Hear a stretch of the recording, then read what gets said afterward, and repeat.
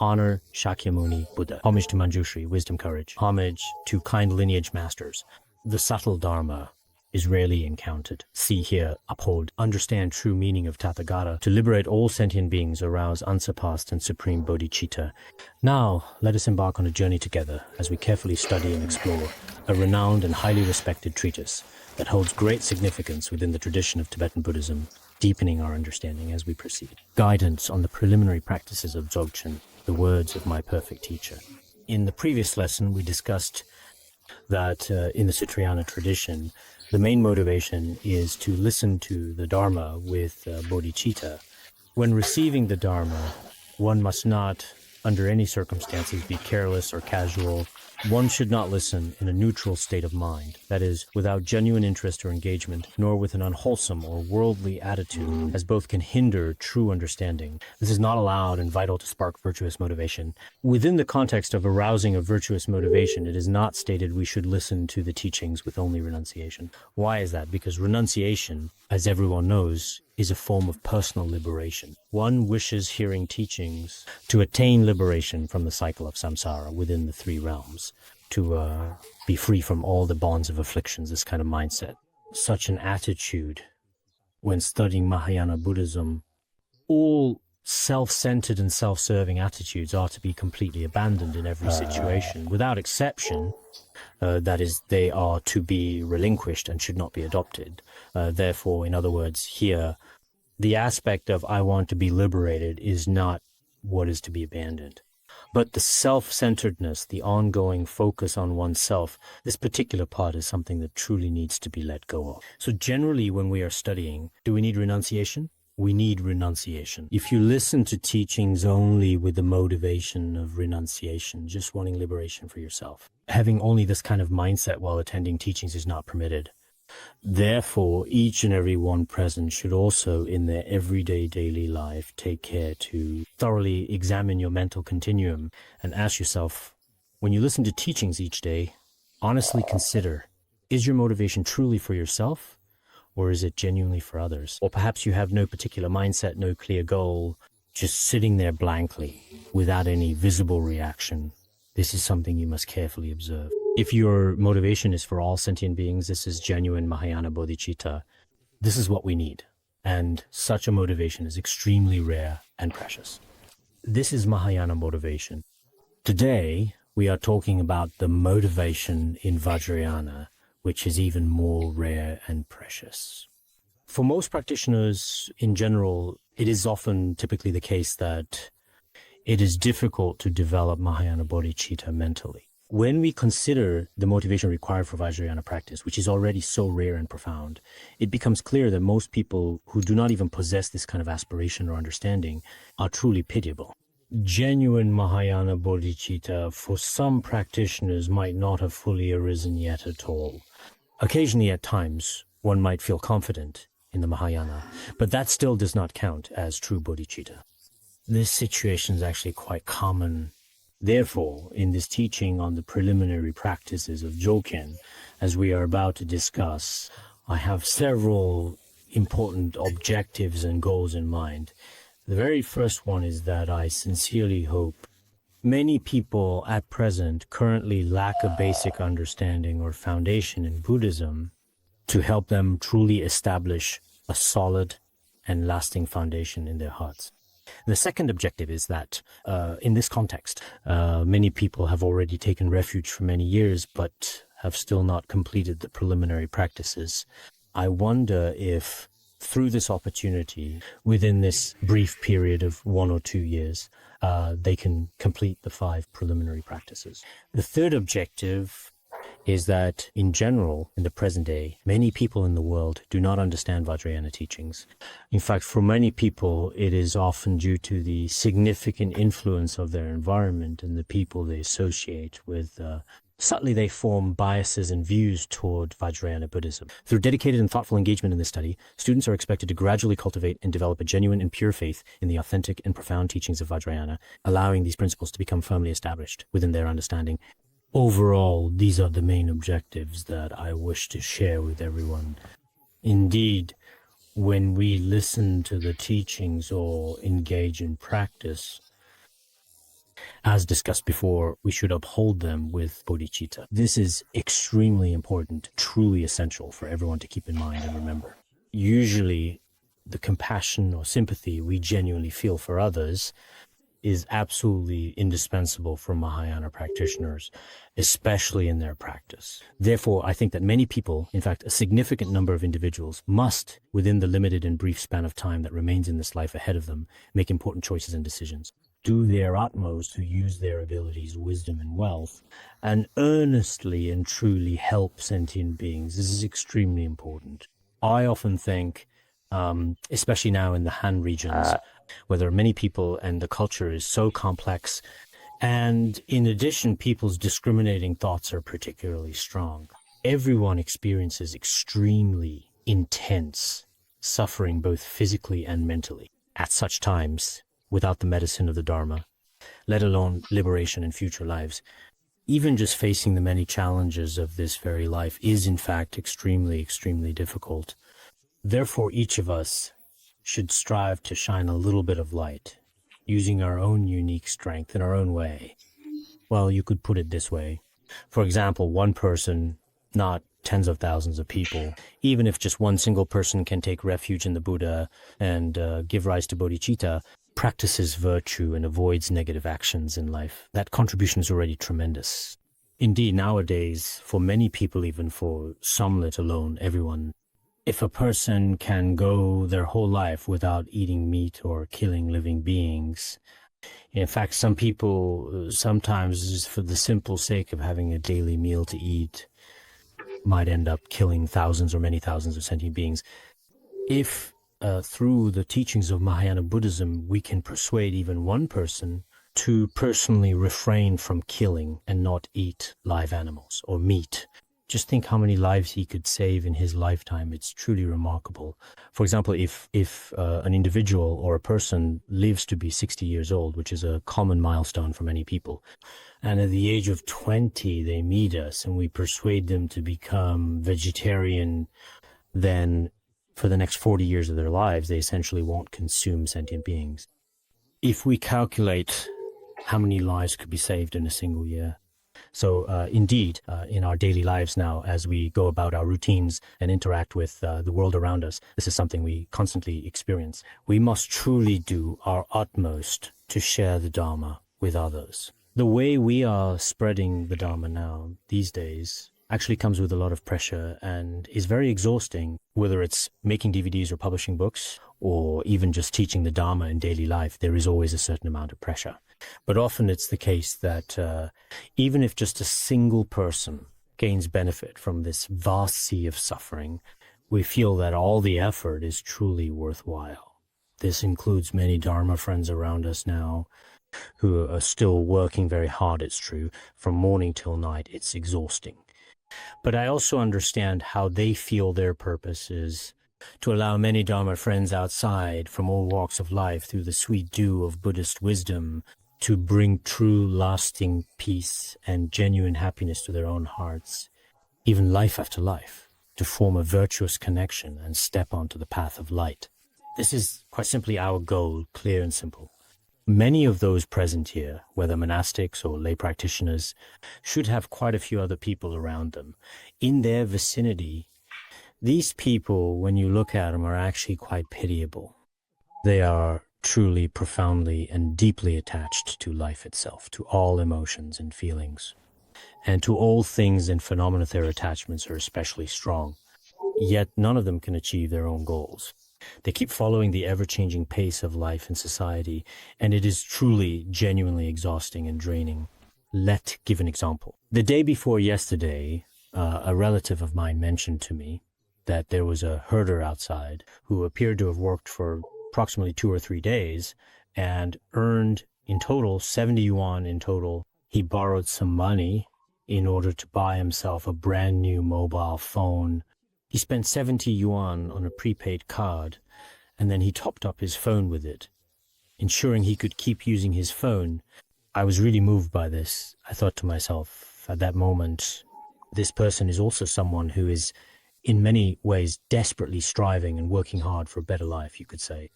He wants to keep up with the times, always holding a mobile phone, just like other young people do. But it's so exhausting working for 3 or 4 days, and I heard it's especially tiring every day, especially in Tibetan areas when winter is approaching. It's extremely exhausting. But every day he works, earns money, and in the end, it all goes into his phone. After just a few days of work, the money is completely gone. Maybe it doesn't even last for a few days or something like that. There are so many people like this, extremely ignorant, extremely unaware, but they don't realize it themselves. In fact, they just want to follow what others are doing. Everyone wants to move forward in life, relying on their own abilities, their personal skills, and their own level. It's like a group of tiny ants racing each other. In this society, those who don't understand Buddhism, not to mention the pure view of Vajrayana or the emptiness view of Mahayana, there's really absolutely no need to even talk about those at all. Even concepts that are very simple for Buddhists, like past and future lives, or the law of karma cause and effect of good and evil, are totally incomprehensible to them. Yet the blind, elusive, almost mirage-like life keeps quietly and persistently beckoning to them, drawing them onward. And they themselves, much like children who are eagerly and endlessly chasing after a shimmering rainbow in the sky, keep running desperately after it, always hoping to finally reach it.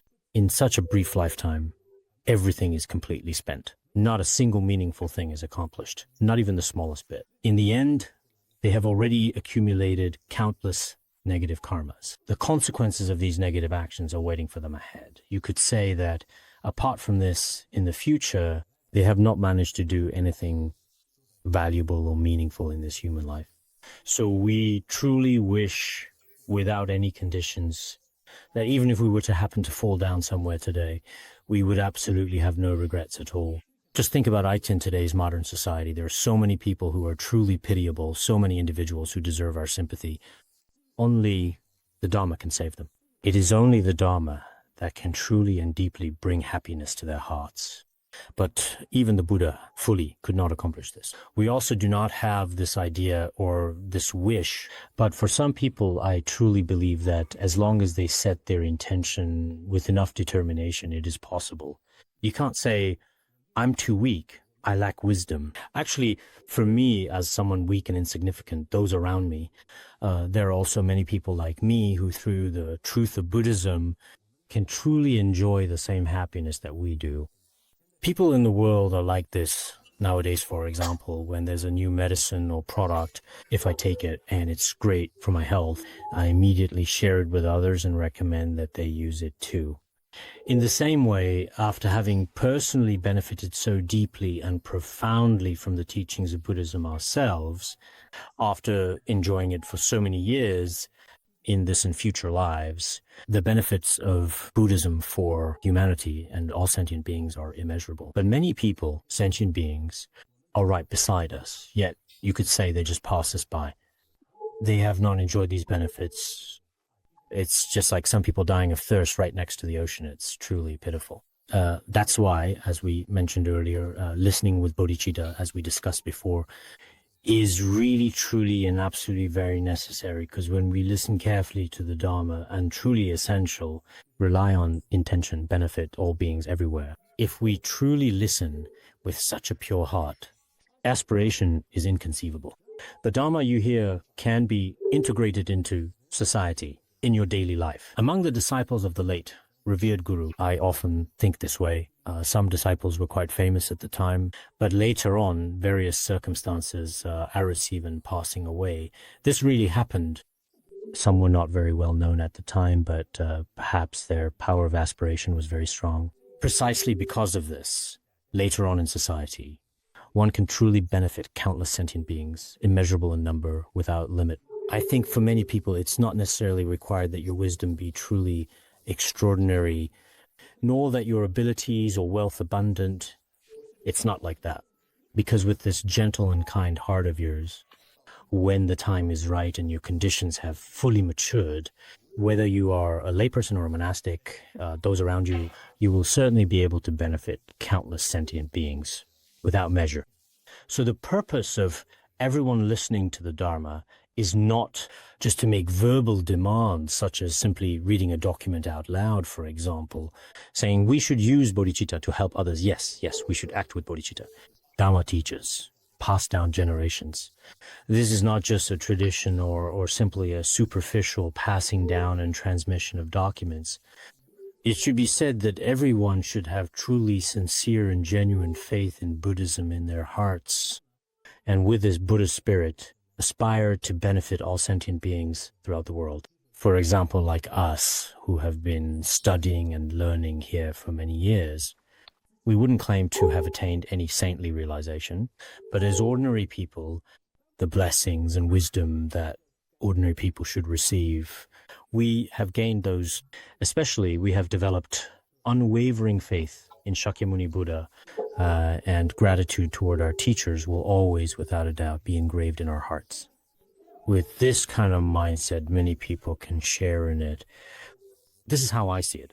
As long as we keep making continuous efforts, I can gradually, step by step, attain the realization of a saintly being.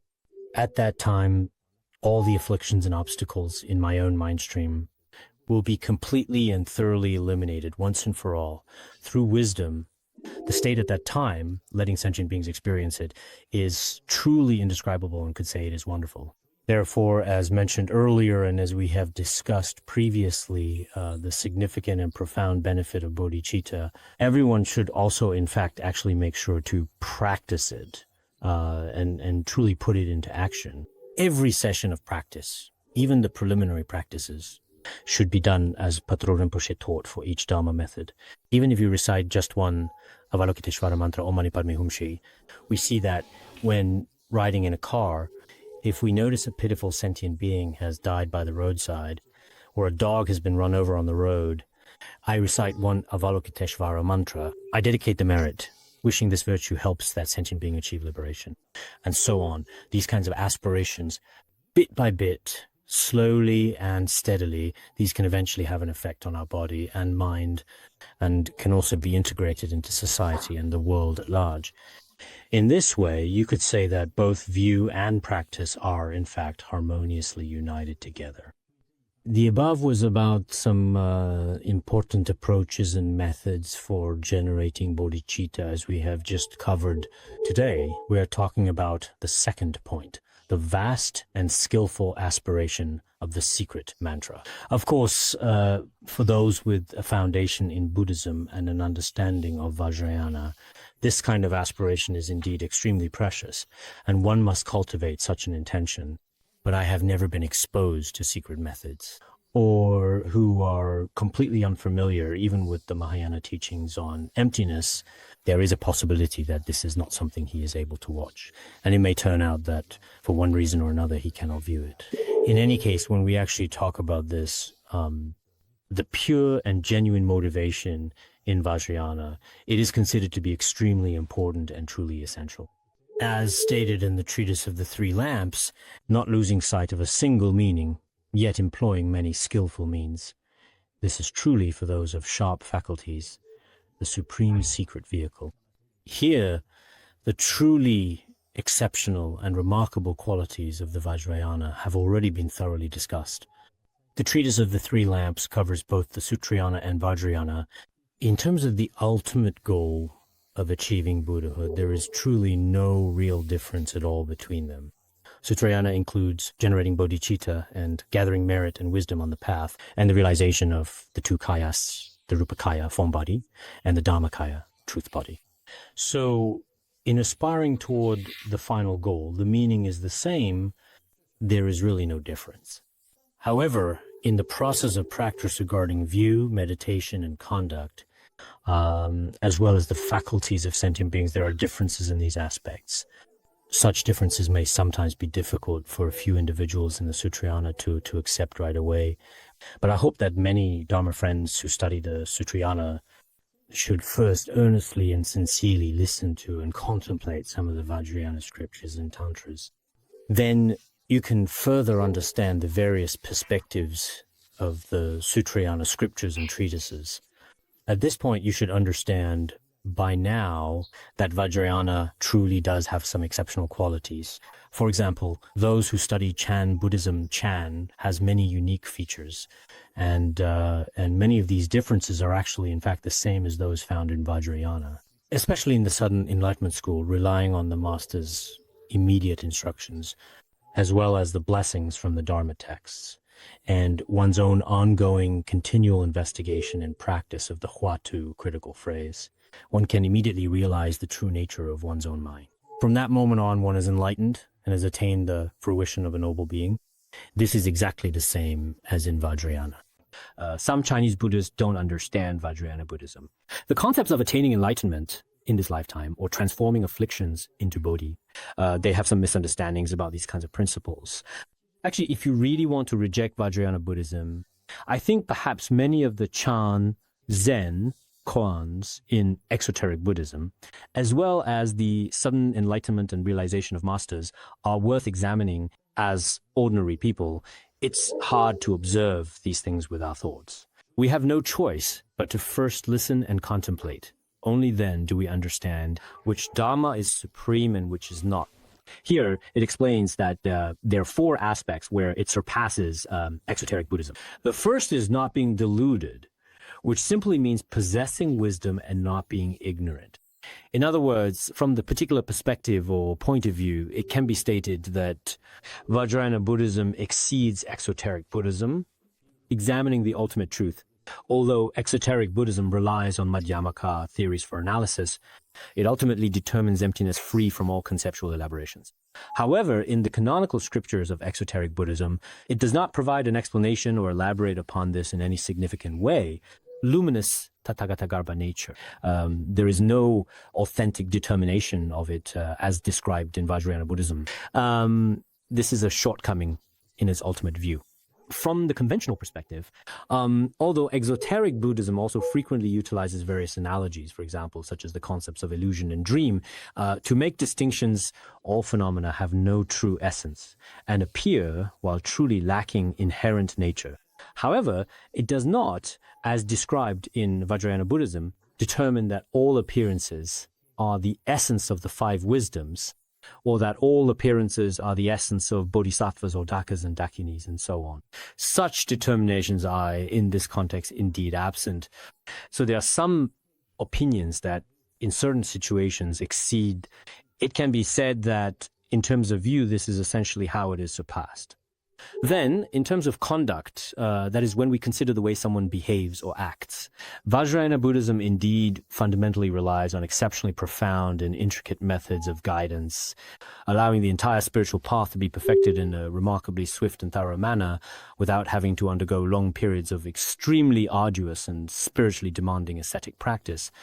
Within a short time, one can attain enlightenment without abandoning afflictive emotions.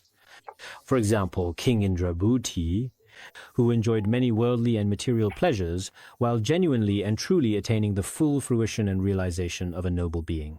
Such cases are actually quite common. In this particular respect, I genuinely feel that it is in many ways very similar to what is known as Chinese Chan Buddhism, in essence. The third characteristic is that there are many skillful means, that is to say, in Vajrayana, there are traditionally the generation stage and the completion stage. Within the generation stage, there are many methods with form and formless generation stage. In completion stage, there are practices with winds, channels, and bindus, and also non-dual, Dzogchen, and others.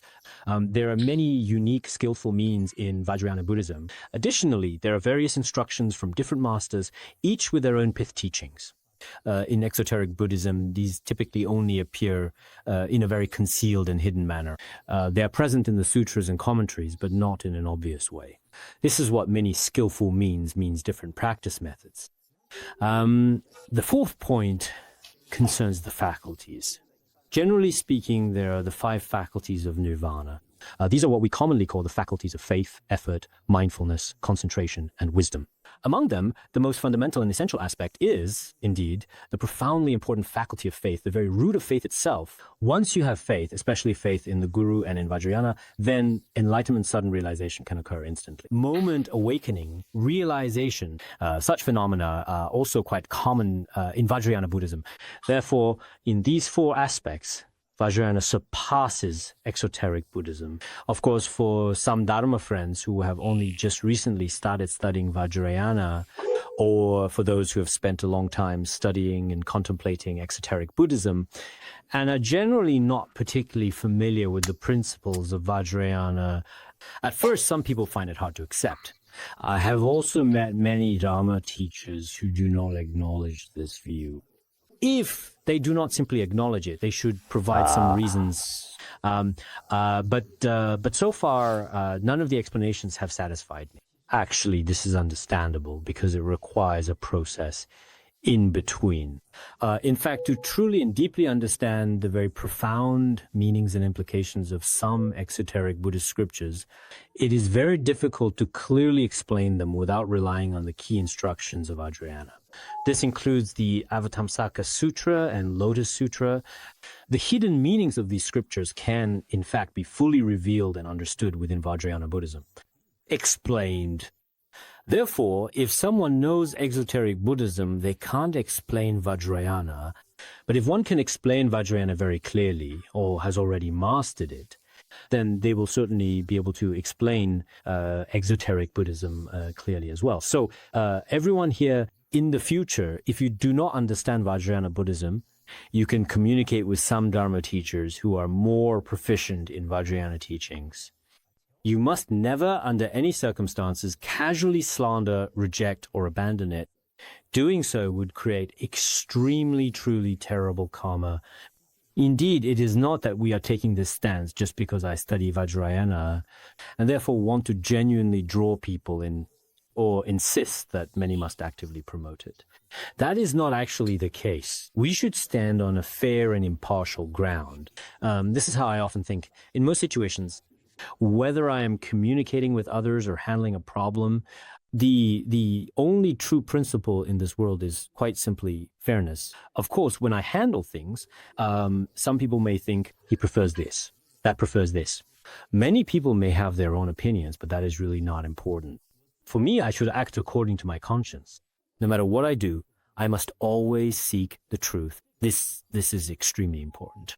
Although I study Vajrayana Tibetan Buddhism, after so many years of listening, contemplating, and studying, I have come to understand the principles of Vajrayana quite well. The other day, I was joking with a friend. I said, I don't actually have a doctoral cap, but I should possess the knowledge of a doctorate. He asked why, because what I studied in worldly schools before was actually very basic. Whether it was elementary school, middle school, or teacher training, didn't go to uni. But to me, those courses were actually quite simple. If I had the opportunity to continue studying, getting a master's or a doctorate wouldn't be very difficult. Now, looking at many people less capable than I am, they've already earned 1 or even 2 doctoral caps, and they've done so without any difficulty.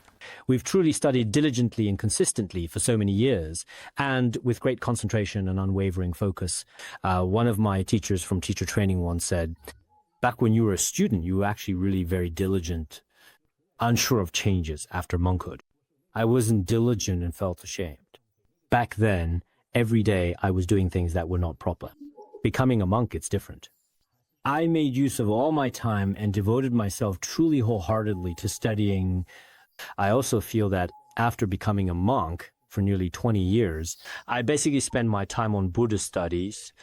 Well, but within this period of time, about half of the time was spent studying Vajrayana Buddhism, roughly speaking. That's how it was divided. During this process, I truly developed increasing confidence in the wisdom of Vajrayana teachings. So I think when some outsiders perhaps make comments about Vajrayana Buddhism to us, these people aren't smart. Even if they are smart, they haven't studied as long as we have. From impartial perspective, not supporting Tibetan Buddhism or claiming Vajrayana, I should stand on the side of reason and logic. Through my many years of dedicated research, careful study, and thoughtful judgment, I've come to understand that if you truly want to master Buddhism, in general, it's best to have a comprehensive understanding of the principles of Vajrayana as a whole. For ordinary people, mastering fully is difficult. We are making efforts, but within this lifetime, who knows what the future holds? It's hard to say. But overall, I believe everyone will come to understand that at this point, you will realize that some of the scriptures in the exoteric tradition are no different in their views from those of Vajrayana. However, Vajrayana has many unique, distinctive, and extraordinary instructions and capabilities. This is undeniable. If you attempt to deny it, there's nothing you can do. Direct perception. If you deny it, nothing can be done. Put this way, so fellow practitioners here, whenever the exceptional qualities of Vajrayana are mentioned, you shouldn't think that this is simply just a claim made by Tibetan Buddhism and nothing more. It's not just a claim. This is actually a very absolutely truthful and undoubtedly correct statement. Don't accept. Not accepting truth. If you don't acknowledge truth, nothing can be done. There's really no point at all in debating with such a person. Vajrayana, the secret mantra vehicle, not only has many numerous entryways, but also offers countless skillful means for accumulating merit. In fact, just talking about the methods for accumulating merit, even the 7-branch offering alone, according to pith instructions of Vajrayana, there are many ways to explain it. There is also Guru Yoga, the generation and completion stage siege principle, not only accords with the exoteric teachings of Buddhism, but also matches the capacities of sentient beings. Why is it that so many people in the Chinese-speaking world are now studying Vajrayana? Actually, many sentient beings have special karmic ties with Vajrayana. It is also indeed related to their individual capacities and wisdom. Some people have asked, perhaps out of curiosity, why there aren't very many people in exoteric Buddhist temples. But on Tibetan Buddhism, of course, some people are drawn by its well-known reputation and aren't truly aware of the actual reason, but quite a few people are truly able to discern and carefully choose certain teachings. They know there are pith instructions here, so they come to study this way. Therefore, we should understand that it offers many, many skillful means. Moreover, it possesses profound methods that do not require enduring endless hardship, yet can swiftly bring about the realization of the sacred fruit. Ultimately, in the end, all of this depends on transforming one's motivation. All the distinctive features of Vajrayana, in fact, rely entirely on transforming motivation. That is, we must carefully cultivate pure perception. This is truly the very foundation of Vajrayana. Some time ago, a few volunteers from the Institute came to my peaceful monastery. Khenpo Sodargye, who is probably over 80 years old, was there, and they asked him some Dharma questions and recorded videos. After they came back, I watched the videos. He mainly shared 3 points with the disciples. First point was to see through the world. There is nothing in this world worth clinging to. You must do your best to develop renunciation. The second point is that sentient beings nowadays are truly pitiable. You should do your utmost to help them and give rise to bodhicitta. The third point, which is the most fundamental and important, all phenomena are inherently pure. But because of our ignorance and afflictions, these obstacles have already covered us. We cannot see the true nature of all phenomena. Consider the pure mind as taught in Vajrayana. He spoke about these 3 points, and although he used few words, I still sincerely praised them at the time, saying that their pilgrimage this time was truly worthwhile and meaningful. Although seasoned practitioners may not necessarily use highly eloquent or particularly flowery language in their communication, especially when expressing their ideas in day-to-day situations, people today do not like to hear this. But fundamentally, this is indeed the distinction between the Hinayana and Mahayana, especially in Vajrayana, where seeing the pure mind is important. So when we contemplate the pure mind, does it mean that in essence we are actually viewing something impure as pure? Absolutely not. Mipham Rinpoche also explained in The Beacon of Certainty, the very nature of samsara is originally pure. If something is not inherently pure and you simply try to view it as pure, ridiculous thing to do. For example, if a bottle is filled with something like dirty filth or vomit, and you try to see it as pure, thinking everything inside is clean, such thinking is, in fact, a kind of delusion. In the very same way, for example, if something is not pure, but you view it as pure, that is unreasonable and frightening. But in reality, all phenomena in their very essence should be said to be entirely pure. But this purity is only found in the view of Tantra. It is made very clear to us, quite unmistakably, right there. If we haven't studied Vajrayana before, it might not be easy for some people to accept this. But sometimes I really do think, if we understand the meaning of some sutras in the exoteric tradition, this is emphasized a lot. Previously, in our discussions on the Guhyagarbha Tantra, we also cited the authoritative teachings of Mahabrahma with the top knot. In fact, the teachings of Mahabrahma with the top knot are found in the Vimalakirti Sutra of the exoteric tradition. At that time, the Buddha said, if the mind is pure, the Buddha land is pure. There is such a teaching that was given. If our mind is truly pure, then the entire land will become pure. At that time, Shariputra developed some doubts. He wondered whether when the Buddha was on the path of practice, his mind was not pure. And that's why this land, the Saha world of Shakyamuni Buddha, is so impure and chaotic. Was it perhaps because the Buddha's mind was not pure back then? The Buddha gently explained to him, you see, it's not like that. It's not my responsibility. You must understand. The sun and moon are in the sky. But a blind person cannot see their true appearance. This is the fault of the blind person. In the same way, actually, as you can see, my Saha world is in fact entirely and absolutely pure. It's just that sentient beings have not seen it. The Brahma King with top knot, also called Mahabrahma with top knot, appeared. In most Chinese Buddhist scriptures, he is called the Brahma King with spiral hair. He said, Shariputra, it's simply that you actually have not seen it, not yet. I see the Saha world of Shakyamuni Buddha, and it is all a pure land. Just like the land of ultimate bliss, it is as pure as the palace of sovereign heaven, completely immaculate. He described many aspects of his purity in quite some detail, but at that time, Shariputra did not believe it. What I see is all sand, stones, rocks, and dust. In winter, there's ice, and it's inconvenient to walk on the roads. In the city, there are cars packed closely together everywhere. Just kidding, that part wasn't actually said. I'm just embellishing or exaggerating a bit for the system. Shariputra mentioned the cars packed closely together. Shariputra said, sand, stones, dirt, these impure things. At this very moment, the Buddha gently and softly pressed his toe against the earth. He revealed that the entire trachelia was pure, showing its original appearance. At that moment, Shariputra also saw it. Shariputra thought at the time, could the Buddha have transformed it by illusion? But in fact, the Buddha said that it has always been this pure. It's just that you yourselves have not actually seen it with your own eyes yet. For example, celestial beings, because their faculties are different, even though it's the same food, due to their different merits, the taste of the food each celestial being enjoys is different. Although the entire world of the Buddha is pure, sentient beings truly cannot see it, not even in the slightest. If the minds of sentient beings are not truly pure and untainted, then they cannot perceive or recognize the truly pure and immaculate manifestation in any way. Avatamsaka Sutra states, because the minds of sentient beings are pure in their nature and intentions, they are, as a result, able to perceive and witness a pure land, a land that is pure and undefiled. Avatamsaka, Vimalakirti Sutra. And the Lankavatara Sutra and many other scriptures should be very similar to the practices of contemplating a pure mind in Vajrayana Buddhism.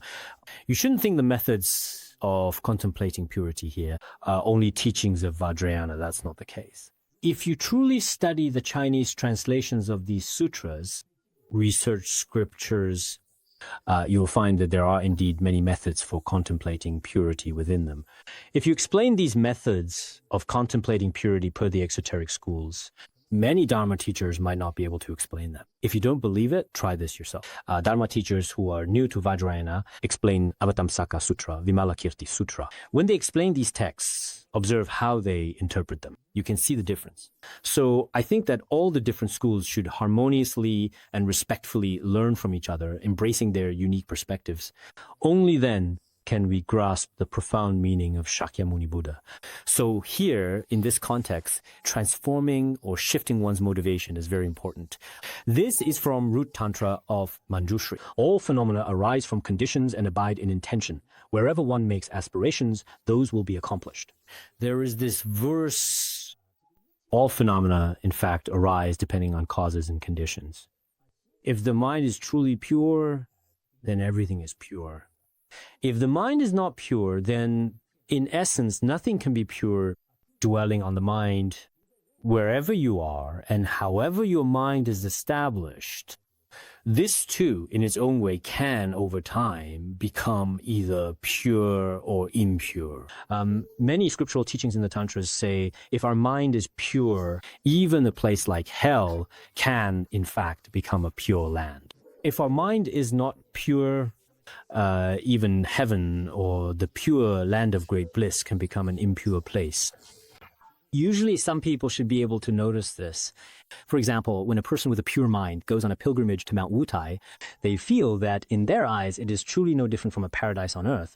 They see how noble and pure the monastics are there. And mountains and waters, all of it is truly the majestic and pure realm of Manjushri Bodhisattva. A sense of joy continuously arises in their heart. But if someone whose body and mind are in any way, shape or form contaminated or tainted goes there, they might see the mountains as just ordinary mountains and the people as simply those deeply troubled by affliction.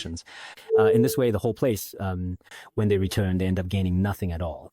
So even in daily life, there is indeed a huge difference between having a pure mind and an impure one. Mentioned in Sutra of Perfect Enlightenment, all sentient beings in their lands share the same Dharma nature.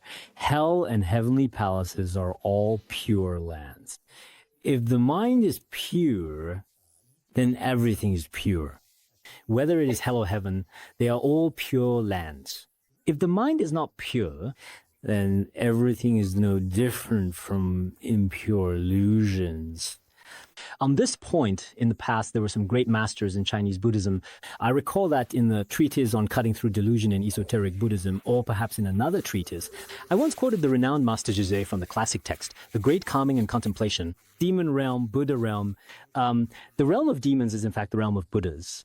If you have not contemplated the pure mind, how could it be that the world of Mara, the king of demons, is the world of the Buddha? These two seem to be completely contradictory. Some people with more attachment to dualistic thinking would say this, but those who truly and profoundly realize the emptiness of all phenomena, and moreover, add the pure mind to that emptiness, generally speaking, the highest view in the exoteric tradition is emptiness free from all conceptual elaborations. But the pure mind is in fact presented in a much more hidden and subtle way within the Sutrayana tradition.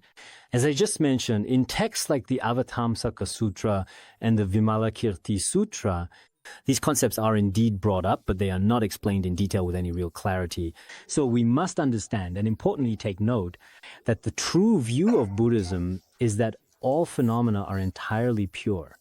This includes our own afflictions and discriminating thoughts. These are all bodhi. Why do we say that afflictions are bodhi? To most people, afflictions are simply afflictions. How could greed possibly be wisdom? This seems very contradictory. However, according to Vajrayana Buddhism, only Vajrayana can explain the Platform Sutra of the Sixth Patriarch. Don't understand Platform Sutra. And when you simply say something like afflictions are bodhi, there are some people who might not be able to fully comprehend or understand it, because afflictions are in our mental continuum, such as greed, anger, ignorance, jealousy, and arrogance we are supposed to abandon. These are absolutely all things that every Buddhist is unwilling to accept. If you say that these are truly the Buddha's wisdom, then how could Buddhas and sentient beings become one and the same? Many persistent contradictions keep constantly surfacing in your mind. But if you have the view of Vajrayana from the perspective of this tradition, you wouldn't think this way. So first of all, we should really learn to transform our motivation step by step. In fact, everything we see and hear now at this very moment is all a kind of play or manifestation of a pure land. But sentient beings, due to the sickness of their own ignorance and afflictions, cannot perceive things as they truly are within the reality of their own experience. It's like someone with an eye disease. The conch is actually white, but he always sees it as yellow no matter what. And quite honestly, he just cannot see or recognize the truth. There's really nothing at all that can be done about it. If we rely on guidance and when listening to teachings, observe with such a pure mind, then afterwards we should also maintain this pure perception in all our daily conduct. In this way, the view of Vajrayana will naturally arise within our own mind stream. Therefore, for those who have previously studied the Sutrayana teachings, in the past, Don't think the Vajrayana view differs from Sutrayana principles. Incorrect thinking. Otherwise, you might say, for example, I study Sutrayana, and you Vajrayana practitioners, on the other hand, cultivate pure perception. Today we are generating bodhicitta. You who study Tantric Buddhism, please observe the second method of generating bodhisattva. That would be a really significant and serious mistake. It's truly not like that at all, in any way whatsoever. It depends on your capacity. If you can only generate bodhicitta, that's fine. Think, I want to help others, I will attend the teaching. If, on that basis, you can also see everything as pure, why is it pure? The reason is that everything, in its essence, is originally pure. It's not to say that these stones or these Dharma friends in any way, this person is definitely a bad guy, but today I really must see him as a good guy. This person afflicted by negative emotions, but today I absolutely insist on seeing him as very wise. If you try to force yourself to see things that way, if you push yourself to do it, that won't work. It's like taking a piece of black charcoal and saying it is something white. You close your eyes and try to visualize it as white. That's a kind of forcing. It's really quite unreasonable. Its true nature is, even though I see this as black charcoal, in reality, it is a white conch shell. It's because there's something wrong with my visual perception. Is that possible? Yes, it is. As long as there's even a minor or even slight problem with our mental function, this can indeed happen in our daily lives. There was, as it happens, a person abroad who used to be a priest. This priest had an unusual reaction. Whenever he saw a rose, no matter where it was, just about anywhere, he would sneeze and his eyes would water, always having some kind of adverse reaction. He was extremely, almost painfully sensitive, and it happened to him everywhere he went. One time, he was giving a lecture to others in a church. While he was lecturing, he happened to notice there were some lovely roses nearby. During his talk, he was in fact not successful at all. He kept sneezing, his eyes watered, he coughed. The reaction was extremely intense. After the lecture, he immediately started scolding the staff in a harsh and frustrated tone. You clearly know that I'm really absolutely allergic to roses, honestly. Why did you have to place this particular kind of beautiful flower right here for me at this time for some reason? My lecture was, unfortunately, a complete failure this time. He said, to be honest, I really didn't expect that you'd still react at all, even now, to real roses. But this time I put out fake-looking roses, plastic ones. How come you still had such a reaction to them, even now? Actually, it was because that person truly believed they were absolutely real roses. Once that psychological effect truly takes hold in the mind, it can actually produce a very real and noticeable effect. So many teachings are actually real things. But if you actually think they're fake, the same thing happens. And sometimes things that are fake, you believe are real. That also, in fact, has an effect. But in conventional terms, it's indeed the case that all phenomena are originally pure. This is covered in the Guhyagarbha Tantra and in Vajrayana Buddhism, where there are many valid logical arguments, just like worldly logic and reasoning. Through logical reasoning, all the things we see now in our daily lives are completely pure. There isn't anything impure. This includes the thoughts in our minds, like greed or anger, that seem impure. But in fact, when you look at their true nature, just as Longshan Rabjam explained, as he explained, the true nature of greed is in fact actually a form of wisdom. This is without any doubt very clear. Therefore, in the process of practice, it is important to note that indeed, especially when generating motivation, we should strive to observe a pure mind. When we listen to the Dharma, we must not regard the place where the teachings are given or the teacher as ordinary or as impure appearances. In other words, as impure forms. Therefore, when we listen to the Dharma, including the place where we receive the teachings, as well as the teacher who is giving the teachings, and even the Dharma friends, including all those who are presently listening together with us, each and every one of these individuals should truly be regarded as such, as something extremely pure, just as will be explained below. The reason these are inherently pure is that you should carefully observe with a truly pure mind. It's not like what was mentioned earlier, where something impure is forcibly imagined as pure today. It's not like that. You truly must understand this particular point very clearly. So when observing purity in our everyday actions and thoughts, you should take a moment to clearly visualize each of the 5 perfections in your mind, focusing on their details and qualities. And actually the 5 perfections, as they are understood in the context of general Vajrayana Buddhist practice, when we write narrative essays, people, time, and place is basically the same as what we usually talk about, like when writing an essay. The specific way to clearly visualize is as follows, in the following detailed steps. When we imagine or visualize something, especially in our minds, we should think about it like this. For example, some teachings explain it this way. For example, whenever I listen to any Dharma teaching today, I should visualize the place where I listen to the Dharma as the serene, beautiful, peaceful, and historic deer park in India.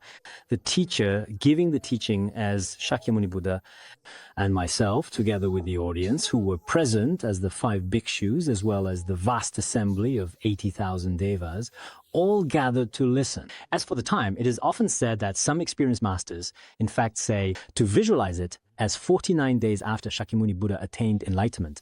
Or you can visualize the place where you listen to the Dharma as Vulture Peak, the sacred mountain in India, which is renowned for its spiritual significance. The venerable teacher giving the teaching with great compassion and wisdom.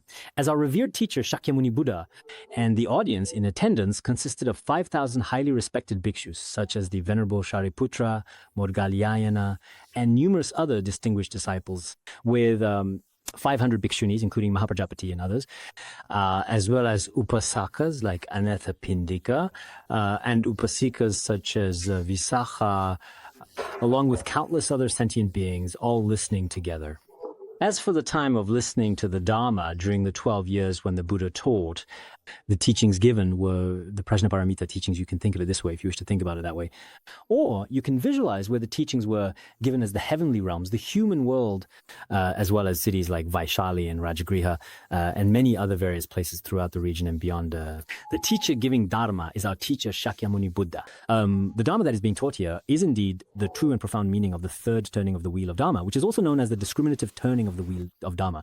The time is over the course of the 32 years of teaching, spanning a period of dedication and experience. The assembly includes disciples, both shared and unshared.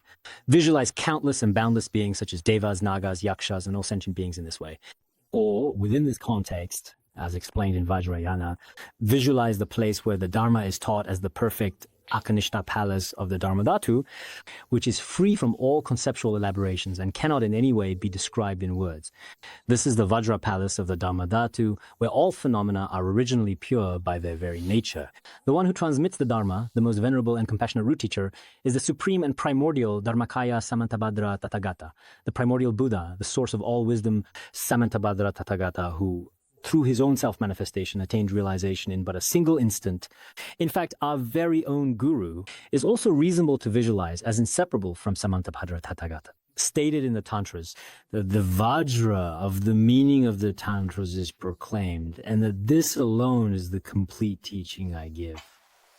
This means that anyone who expounds the Tantric scriptures of Vajrayana, in particular, in fact, their intention and their wisdom, are not different from Vajra speech of all Buddhas. And Bodhisattvas, there is no distinction. Moreover, those who are able to teach such profound secret Dharma have already perfectly and completely received all empowerments and instructions long ago. Therefore, the Dharma transmitter is inseparable from Samantabhadra Tathagata. And as for the retinue who receive the Dharma, those who listen, we should not think this lay practitioner, that monastic, this person might have a bad character, that one doesn't look good. This one is such and such. We should not think like that. All of them are truly Tathagatas within the secret and deeply mysterious lineage of the Tathagata's intent. Akshobhya Buddha, Ratnasambhava Buddha. All of them, this one is Ratnasambhava Buddha, that one is Akshobhya Buddha. She is indeed the white-clad Buddha mother, and that particular one is specifically the Vairocana Buddha mother, and so on. They are all part of the secret lineage of the Tathagata's intent. There is also the Vidyadhara symbolic transmission, as known to all. Hevaira, Manjushri Mitra, Vimala Mitra, Jnana Sutra. All of these are Indian Vidyadhara symbolic transmission holders, including Guru Padmasambhava and so on. We should visualize all the retinue this way. In fact, their true nature is in essence and in reality no different from the true nature of the genuine and actual Tathagata. From this perspective, they are completely identical in every possible way, without any difference at all. The nature of Dakas and Dakinis, as well as male and female Yidams, should be viewed this way. Alternatively, you can visualize in your mind's eye the beautiful and sacred place where the teachings are given as the magnificent and radiant lotus-light palace on the copper-colored mountain of glory, which is the pure land of Guru Padmasambhava, the entire pure realm of the Red Copper Mountain. Many Tertons, including the first Dujom Rinpoche, whose works I have translated in their pure vision, describe what the Lotus Palace is truly like. Nowadays, many Tibetan Buddhist monasteries also specifically construct 13-story representations of Guru Padmasambhava's Lotus Palace. So this can actually be found in many different places, so it really should be possible. For visualization, for example, the place where we listen to the Dharma Assembly Hall here is still suitable. In lay homes, it might be a bit difficult to visualize it as the Lotus Palace. But you should think this way. whichever teacher's teaching you are currently listening to, right in front of you at this very moment. You should also visualize that teacher as Guru Padmasambhava. There's absolutely nothing wrong with this at all whatsoever. Visualize this place as the Lotus Light Palace, the pure land of Guru Padmasambhava. This is how you should visualize it. In the future, many lay practitioners may sometimes refer to their own personal homes as the so-called Palace of Light, the pure land of Guru Padmasambhava. You can practice in this way. Once upon a time, in the distant past, a very curious disciple once asked the highly respected Venerable Milarepa, "Whose emanation are you?" Milarepa replied quietly and gently, his tone calm. "Whose emanation am I? I myself do not know. Even if I were the emanation of a being from the three lower realms, if you regard me as Vajradhara Tathagata and pray to me, you will still, without exception, receive the profound blessings of Vajradhara Tathagata all the same." Later, when teaching Guru Yoga, Khenpo Rinpoche also said, "You must remember these very important words of the great Tibetan master. The person who gives you the Dharma may have been reborn from the hell realms in a previous life, or perhaps from the realm of hungry ghosts. But today, if he is teaching you the Dharma, you should visualize him as Samantabhadra Tathagata or Guru Padmasambhava. No matter which enlightened being you choose to simply visualize in your mind, you will always receive the very same blessings." This shouldn't be difficult.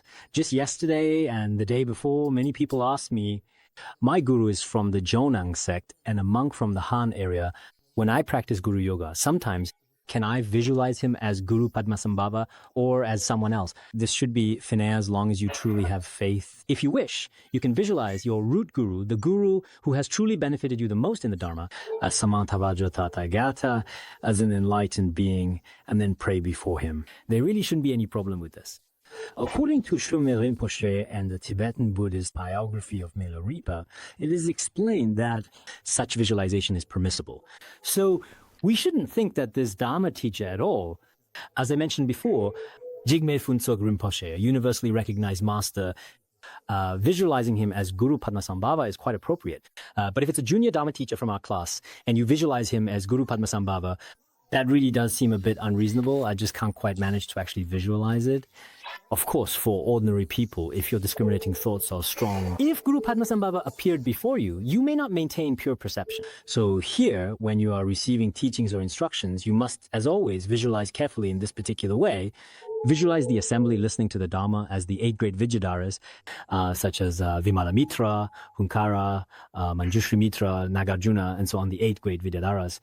There are also specifically the 25 kings and ministers, as well as in particular the unique nature of the warrior Dakini. The 25 disciples, both ministers and kings, referred to King Trisong Detsen, Vairocana, and others. There were 25 great accomplished disciples of Guru Padmasambhava.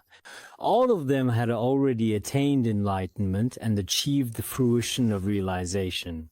This is a visualization method. Alternatively, you can visualize the place as the Eastern Abhirati Buddha field, perfectly complete. Visualize the teacher as the Buddha Vajrasattva, perfectly complete.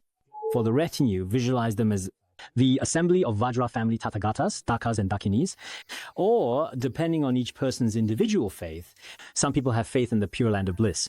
In that case, you can visualize the Dharma transmitting master as Amitabha Buddha and the entire retinue who are present as the gathering and assembly of the Lotus family below. Some people have a strong sense of faith and belief in Shakyamuni Buddha, the historical Buddha, as I mentioned to everyone earlier.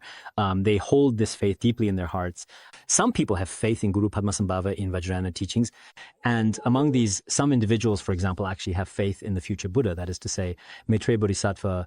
If you have faith in other Buddhas as well, you should likewise visualize them with a pure mind. Those who have attained accomplishment in this world can be visualized as your own guru. You should practice visualization in this way. By doing so, the many blessings that exist within your own mind stream will, without a doubt, surely be fully and completely received. You can also visualize the perfect place as the Western Pure Land of Ultimate Bliss. Visualize the perfect ideal teacher as Amitabha Buddha. Visualize the perfect assembly as the Lotus family deities, Dakas and Dakinis, and the nature of male and female yidams. For many who recite Pure Land practices, you can visualize in this way. In fact, it is important to note that the Lankavatara Sutra also states, the minds of sentient beings in Nirvana are inherently always pure. If the minds of all sentient beings are always pure by their very nature, or in Nirvana, in their original, essentially inherent nature, the true nature of all phenomena is pure. Therefore, you should not think that the ultimate Amitabha Buddha might be somewhere far away. Honestly, you really shouldn't think like that. The assembly and the place right here before our very eyes are in reality actually no different in any meaningful or essential way whatsoever from Amitabha Buddha's Pure Land. No matter which of the above visualization methods you use, the perfection of the Dharma is the Mahayana teaching, and the perfection of time is the originally ever-present continuum. The perfection of the Dharma has always been the Mahayana teaching, and then there is the perfection of time, because the last few, as you may have noticed, did not specifically mention time among the 5 perfections. The perfection of time refers to the originally ever-present continuum. The ever-present continuum means it is uninterrupted.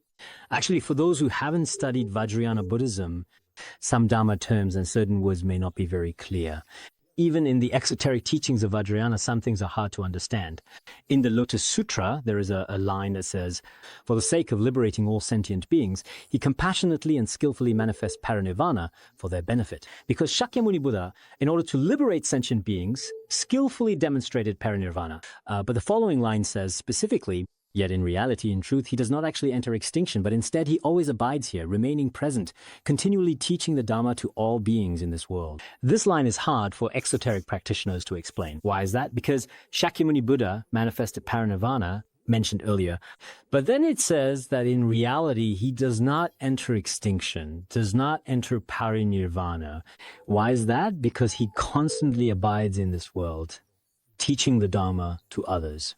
In our Tibetan text, they say, the Buddha does not enter parinirvana, and the true Dharma most certainly and without a doubt does not disappear, stated in the Lotus Sutra. When the Dharma king went to Vulture Peak in India, at that time he also quoted the 6th Dalai Lama. At that time, the 6th Dalai Lama saw that Vulture Peak was entirely piled with Dharma treasures. He said the Buddha did reach parinirvana, but there is simply no nirvana because the Buddha does not enter parinirvana, and the true Dharma does not disappear. This was used to illustrate the point. From the perspective of the general exoteric tradition, it is said that the Dharma of Shakyamuni Buddha disappeared in the degenerate age. But from the ultimate reality perspective of Vajrayana Buddhism, in fact, the Dharma cannot be extinguished. This principle can only be found in Vajrayana, or we could say in Mahayana Buddhism. The continuum of Mahayana Dharma can be said to be unceasing and ever-present. Not if a master has passed away. The Dharma they transmitted ceases to exist completely from then on, exoterically. The Dharma king passed away, he is gone. But from the Vajrayana perspective, the transmission of Dharma is unceasing, continuing without interruption. After Shakyamuni Buddha finally manifested parinirvana and the Dharma faded from the world after 5,000 years, will the turning of the Dharma wheel continue in this world or not? It is turning the Dharma wheel. So such principles can only be truly understood within Vajrayana Buddhism. I sincerely hope that as we listen to the teachings, we can truly contemplate these principles well. I feel that personally, this is also an opportunity. Even without an empowerment, I am transmitting Vajrayana teachings to you, and many of you should feel joyful about this.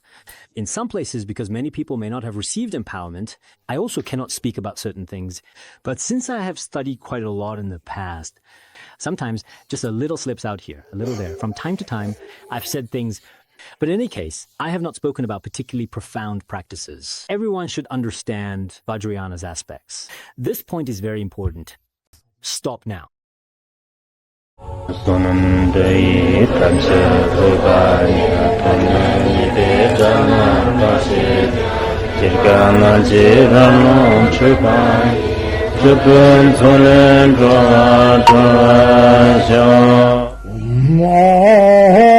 Bandara Bana Savarda